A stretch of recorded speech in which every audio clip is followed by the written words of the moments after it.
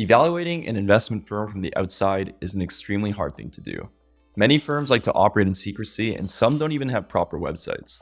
But here are 4 things that you should be looking at if you're trying to assess an investment firm. Number 1, the easiest thing to look at is fund size growth. Typically, when an investment firm does well, it's able to raise more and more capital. And that's better for them because they're going to earn more fees, go after bigger deals. So honestly, you can just find this on Google through old press releases. If you just look at the direction of fund size, if it's increasing or decreasing, you can get a general sense for how the company is growing. Next is to look at recent performance. Most PE firms are evaluated on IRR and MOM. Honestly, if you just Google the fund name and then IRR, there's a decent chance that you'll find some old PDF that has that information. And if not, you can try the CalPERS website, and they invest in a lot of private equity firms and make their returns data publicly available. Next, I would definitely look at recent investments. Do you like their investing style? Can you imagine working with a portfolio company of a deal they recently closed? What's their investing approach? Do they like investing in big platform deals or doing lots of little small deals? And lastly, I would just look at headcount trends. This is just another good analog to see if the firm is growing. I like to check LinkedIn and Glassdoor.